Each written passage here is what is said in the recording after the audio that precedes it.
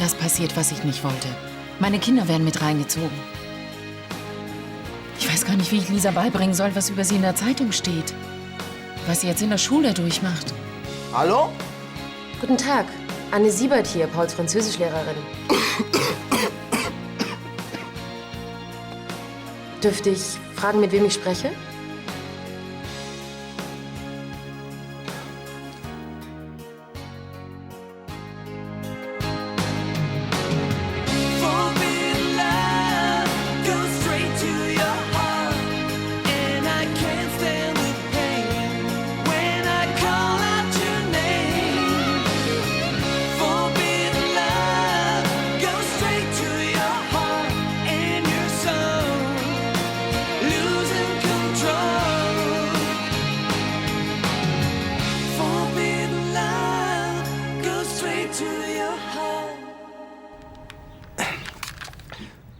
Entschuldigen Sie. Mit wem spreche ich bitte? Ich habe Sie nicht verstanden. Arno Brandner, Pauls Opa. Ah, Herr Brandner. Ich wollte fragen, wann Paul wieder in die Schule kommt. Er hat schon 2 Fehlstunden bei mir in Französisch. Der Junge ist krank. Angina. Dauert bestimmt noch 2 Wochen. Ach, der Arme, das tut mir aber leid. Unkraut vergeht nicht. Würden Sie mir dann bitte eine Entschuldigung schicken? Natürlich. Ich bin noch nicht dazu gekommen. Gut, dann richten Sie Paul mal gute Besserung aus. Unbekannterweise von seiner neuen Französischlehrerin. Das wird ihn freuen. Wiederhören, Herr Brandner. Auf Wiederhören. Mit wem telefonierst du denn da? Mit Arno. Also Arne heißt er. Und weshalb verstellst du deine Stimme? Du, ich sollte seiner Schwester einen Großvater vorspielen. Da müssen wir noch ein bisschen üben. Hoffentlich nicht. Ist ganz schön anstrengend.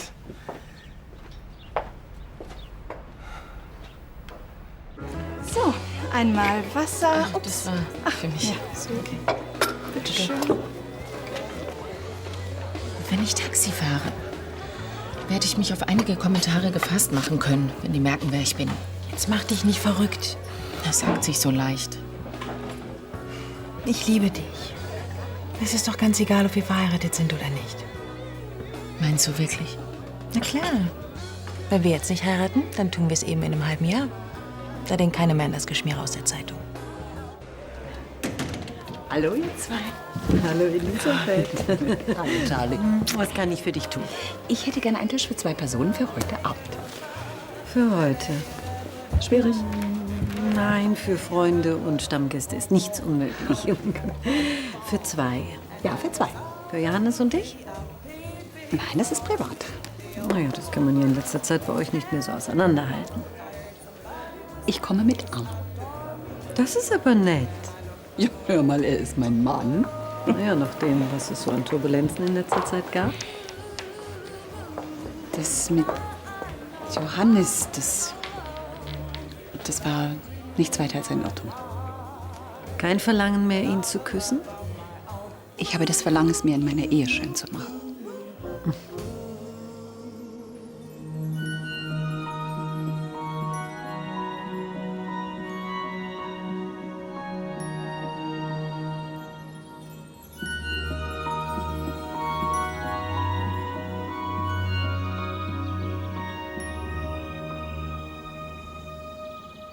Vater? Ich dachte, du wolltest arbeiten. Und jetzt sitzt du hier und starrst Löcher in die Luft. Ich war nur in Gedanken. Was ist denn los mit dir?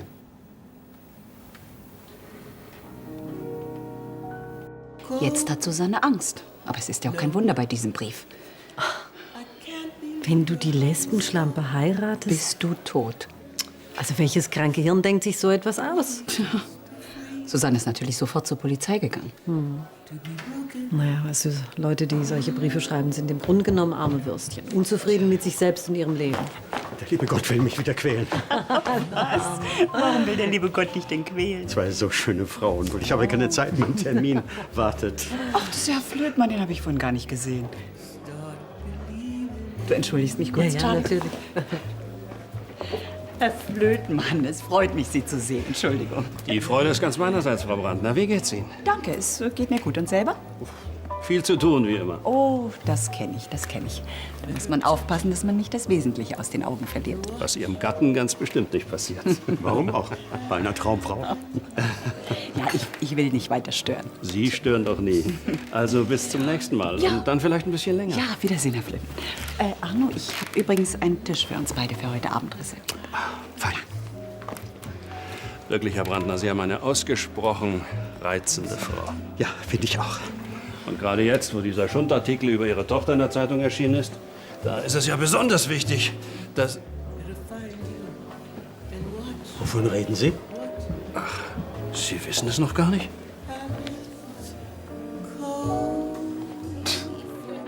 Das ist eine Ohrfeige für Carla und Susanne. Kein Wunder, dass die heute so schlecht drauf waren. Bitte, den einen Gefallen kannst du mir doch noch tun. Was denn eigentlich noch? Du trägst schon meinen Sakko. Steht mir eh besser als dir. Ich muss dich in der Schule decken. Jetzt noch die gefälschte Entschuldigung. Paul, wenn das rauskommt. Ich dachte, seit du in Boston warst, bist du ein bisschen lässiger drauf. Mann, ich konnte ja wohl schlecht Arno bitten, dass er mir eine schreibt. Was soll ich mit dem Wisch? Den gibst du morgen an. 2 Wochen willst du blau machen. Sag mal, hast du noch alle Latten am Zaun? Vorher kann ich mich ja wohl schlecht bei Anne in Französisch blicken lassen. Mann, 2 Wochen reichen, dann verliebt sie sich in mich. Mann, Paul, wenn die rauskriegt, wie du sie verarscht, das verzeiht sie dir nie. Doch, im Krieg und in der Liebe ist alles erlaubt. Abgesehen davon glaube ich sowieso nicht, dass du bei ihr landen wirst. Das ist eine andere Liga. Du bist ein echt wahrer Kumpel. Guck dir den Schuss doch mal an. Das ist Aphrodite. Du bist Hephaistos. Wer ist denn Hephaistos? So ein Typ aus einer griechischen Sage. Hässlich wie die Nacht. Der zukünftige Lehrer und sein Nachhilfeschüler. Dann guck dir die Aufgaben zu Hause noch mal an. Aber nächstes Mal muss das sitzen mit der Kurvendiskussion. Wo sollen wir uns denn hinsetzen? Ja. Sag mal, hast du das schon gelesen? Jetzt nicht, später. Sollen wir nicht ein bisschen raus? Wir können in den Park gehen, ein bisschen spazieren. Ist noch so früh.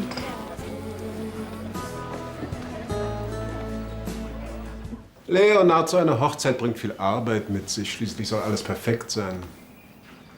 So eine Hochzeit lässt sich auch wunderbar als Grund vorschieben. Warum sollte ich das tun? Der Polterabend ist vorbereitet. Frau Kepler kümmert sich um das Fest nach der Trauung. Ich weiß also wirklich nicht, warum du die Hochzeit als Grund vorschiebst. Komm schon. Das letzte Mal war ich mit meinen Sorgen bei dir. Ich habe keine Sorgen. Irgendwas beschäftigt dich doch.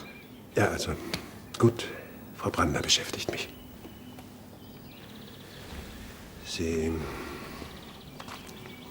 Sie hat mich beinahe geküsst. Wie, sie hat dich beinahe geküsst? Ja, es war eine sehr merkwürdige Situation. Ich habe ihr aus meinem Entwurf für die Hochzeitsrede vorgelesen. Das muss sie wohl so angesprochen haben, dass... Ja. Hört. An dir ist noch ein Dichter verloren gegangen, was? Ich hoffe, ich kann das eines Tages genauso amüsant finden wie du. Entschuldige. Läuft denn da irgendwas zwischen euch? Da bist du verrückt. Dann weiß ich auch nicht, wo das Problem ist. Die Brandners haben gerade eine Ehekrise hinter sich. Zumindest bin ich bis dahin davon ausgegangen, dass sie hinter sich haben. Und wenn sie doch noch nicht hinter sich haben? Meinst du, Frau Brandner ist in dich verliebt? Um Gottes Willen, alles bloß das nicht. Hast du eine Vorstellung davon, wie das unser Leben verkomplizieren würde? Lassen Sie mich in Ruhe. Man munkelt, Sie hassen Männer. Ja, Männer wie Sie. Und auf die letzte Hochzeit kommen nur Frauen? Denken Sie doch, was Sie wollen. Hier, los! Raus, wir gehen den Raus! Wir hindern die freie Presse! Raus! Ich zeige Sie an! Wenn ich gewusst hätte, wie schlimm das wird.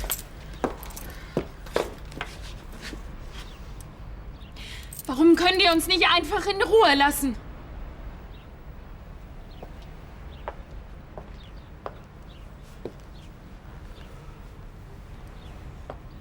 Die können uns nichts.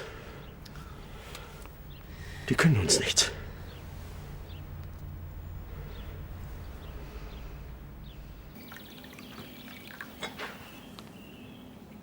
Der Tee für die Herrschaften. Danke, Inga. Vielen Dank. Und wie seid ihr verblieben? Ich meine, Frau Brandner und du. Verblieben? Wir haben beschlossen, den Vorfall zu vergessen. Das scheint ja nicht besonders gut zu klappen. Sehr komisch. Leonard, ich weiß einfach nicht, wie ich mich ihr gegenüber verhalten soll. Ohne dass unser privates und berufliches Verhältnis Schaden nimmt. Na, so schwer ist die ganze Sache doch nicht. Was bedeutet Frau Brandner für dich? Ich könnte mir keine bessere Assistentin wünschen. Und dass wir Freunde geworden sind, wäre unter normalen Umständen ein Glücksfall. Was meinst du jetzt schon wieder mit normalen Umständen? Ja, mein Gott, wenn sie nicht versucht hätte, mich zu küssen. Tja, so ist das eben im Leben. Überall warten neue Überraschungen. In puncto Liebe, da muss ich dich enttäuschen, mein Lieber. Ich hatte 2 große Lieben in meinem Leben. Francesca und Cecile. Und was Charlie angeht, dass daraus nichts geworden ist, lag allein daran, dass ich nicht bereit war und bin für eine neue Liebe. Ja, das ist ja alles schön und gut. Aber mal angenommen. Da gibt es nichts anzunehmen. Trotzdem, mal angenommen, du würdest dich neu verlieben. Das wird nicht passieren. Ich brauche und ich will keine neue Liebe in meinem Leben. Wie macht sich Konstantin eigentlich so in Französisch? Konstantin? Ja, Konstantin von Lahnstein. Ich gebe ihm Nachhilfe in Mathe. Schon klar, aber wieso möchtest du das wissen? Ach, das interessiert mich eben. In Mathe glänzt der Bengel ja nicht so. Ich habe ihn erst 2-mal unterrichtet. Sprachbegabt ist er auf jeden Fall, aber vielleicht ein bisschen faul. Ja, manchmal muss man ihm wirklich auf die Finger klopfen. Aber dann reißt er sich zusammen. Ich glaube, du bist ein richtig guter Lehrer. Wie lange studierst du überhaupt schon? Ich bin jetzt im 4. Semester. Und welche Nebenfächer? Ja, die Nebenfächer. Ägyptologie und Psychologie. Interessante Kombination. Ja, ich dachte, neben Mathematik brauche ich etwas Exotisches und etwas, was mit den Menschen zu tun hat. Eine weise Entscheidung. Und nebenbei treibe ich halt ziemlich viel Sport. Auf jeden Fall was mit Gewichten, hm? Auch, aber hauptsächlich spiele ich Volleyball und im Winter gehe ich Snowboarden. Und du? Joggen, Schwimmen, Segeln. Wobei, gesegelt bin ich eigentlich nur mit meinem Ex. In Hamburg. In Hamburg. Ach, und jetzt bist du ihm davon gesegelt, ja? Kann man so sagen. Jedenfalls habe ich meinen Entschluss, hierher zu ziehen, nicht bereut. Im Gegenteil.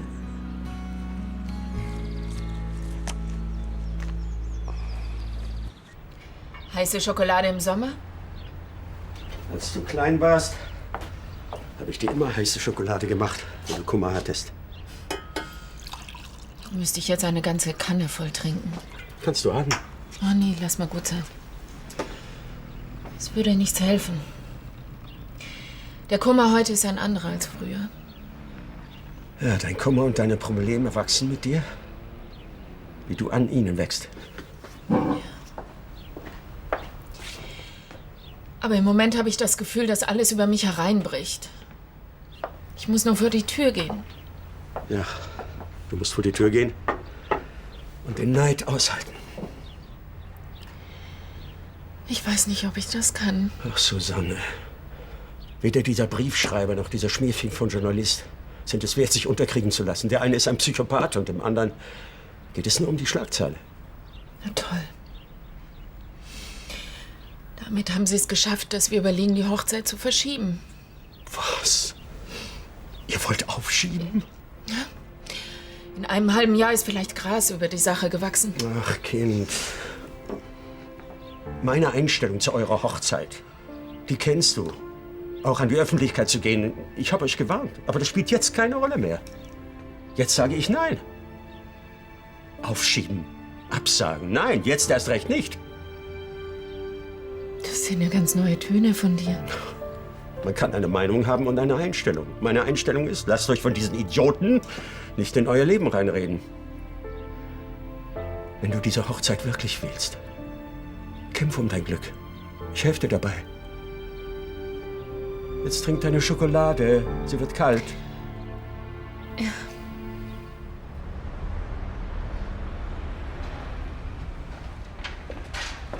Elisabeth, hast du einen Moment für mich? Ja.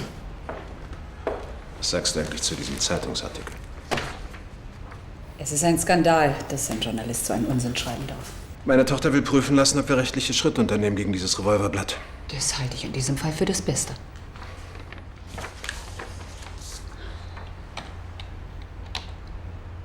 War sonst noch was? Ja. Schau dir das mal an. Das könnte interessant für uns sein. Oh. kannst einen Radiosender kaufen. Wir haben uns erstklassig präsentiert in Frankfurt. Deshalb sind die Leute zuerst an uns herangetreten. Das klingt sehr interessant. Gut, dann sollten wir uns bald zusammensetzen und ein Angebot erarbeiten. Wenn du willst, mache ich mich gleich an die Arbeit. Von mir aus gerne. Ja.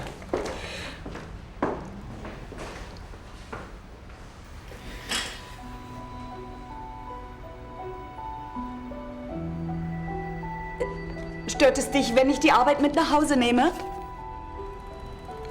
Solange du telefonisch erreichbar bist. Ja. Ich habe auch noch einige Sachen zu erledigen. Ja, ich bin dann weg. Ja, bis morgen. Bis morgen.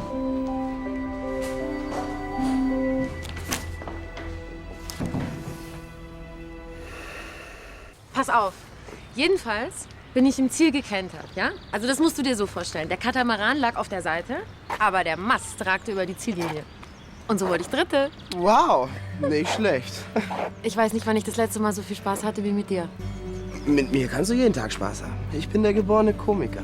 Das bist du nicht. Dafür bist du als Mathematiker viel zu ernst. Stimmt, bei den ganzen Zahlen kann einem schon mal das Lachen vergehen.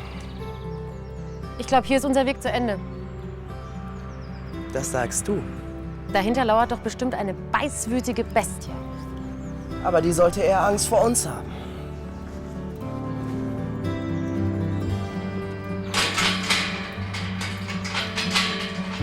Du bist verrückt.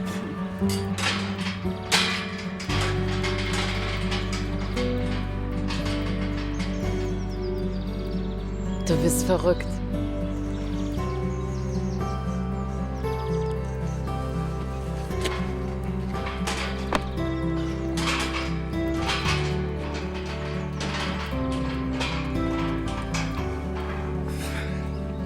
Wohin trägst du mich denn jetzt? Bis ans Ende der Welt. Was machen wir am Ende der Welt? Da gehen wir zurück auf Anfang. Wahnsinnsplan.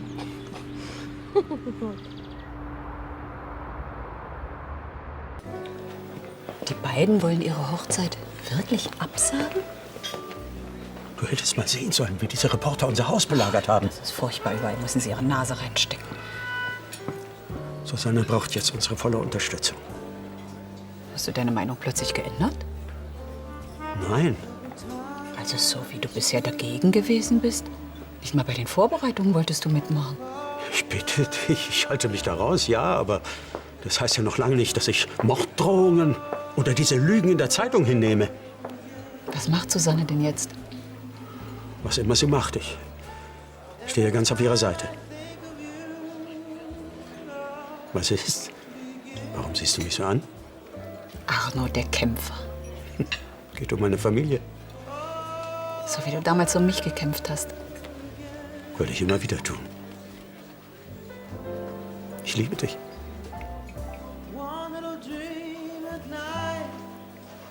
Ich liebe dich auch.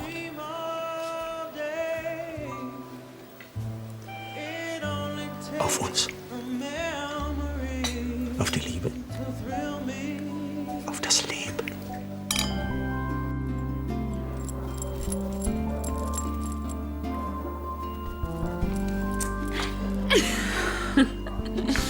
Hallo. Hallo. Jetzt ist meine Überraschung keine Überraschung mehr. Das soll für mich sein? Ja. Ich bin trotzdem überrascht. Ich wollte es dir zu unserer Hochzeit schenken. Aber solange wir noch keine Entscheidung getroffen haben. Deswegen bin ich auch hergekommen. Ich habe nachgedacht über deinen Vorschlag. Und? Auch eine Entscheidung getroffen. Und? Jetzt spann mich bitte nicht länger auf die Folter. Dieser ekelhafte Brief und dieses Geschmiere in der Zeitung. Ja. Gut, dann sollten wir zuerst die Gäste wieder ausladen. Einige von denen haben einen sehr engen Terminkalender. Du willst also nur im allerkleinsten Kreis heiraten? Nur wir beide? Heißt das? Wir lassen uns unser Glück nicht zerstören. Wir heiraten. Oh, ist das denn ernst? Ich kann es kaum erwarten, deine Frau zu werden.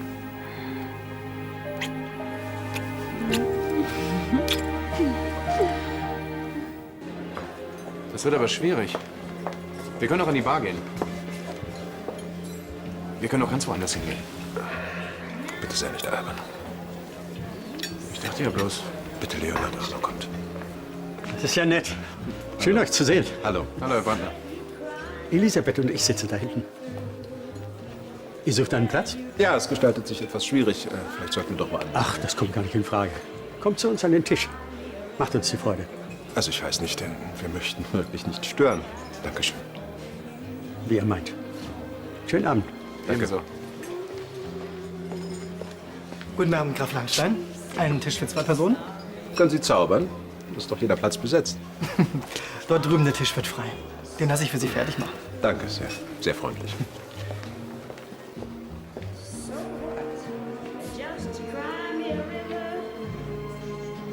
Im Gegensatz zu meiner Schwester steht Anne auf Typen. Ja, genau. Auf Typen, auf Männer, auf Kerle. Hast du es immer noch nicht gerafft? Du bist 17. Zu deinem Glück fehlen dir mindestens noch 10 Jahre. 14 Tage. Also 14 Tage bin ich auf jeden Fall noch der Mathe-Student. Warum denn ausgerechnet Mathe? Ja, weil sie keinen Plan von Mathe hat. Mit Französisch wäre ich doch direkt gegen die Wand gefahren. Ach, und deswegen auch das Lexikon hier? Man muss immer vorbereitet sein. Das ist sie. Woher weißt du das? Ich habe ihr natürlich meinen Spezialklingelton zugewiesen. Paul, du bist hoffnungslos. Sei ruhig. Hallo Anne, was gibt's denn? Paul, störe ich? Nein, überhaupt gar nicht. Ich lese nur gerade Cantors Diagonalenargument. Ist ein bisschen trocken. Ich bin beeindruckt. Du bist noch so fleißig. Ich möchte dich auch gar nicht länger von der Arbeit abhalten. Ich wollte mich nur kurz bei dir bedanken. Wofür? Für den wunderschönen Nachmittag. Ja, fürs nächste Mal habe ich auch schon einen Wahnsinnsplan. Wann gibt's denn nächstes Mal? Wann immer du willst. Ja, ich wünsche dir auch noch einen schönen Abend und viel, viel schönere Träume. Dir auch. Bonne nuit. Tschüss. Was für ein Geseier. Das ist der Sound der Liebe. Ich werde sie wiedersehen und dann wird sie sich in mich verlieben. Wonach steht dir der Sinn? Ich glaube, ich nehme zuerst das Thunfisch-Sashimi und dann den Seeteufel in Linguine. Ich tendiere ja zu den Trüffelnudeln.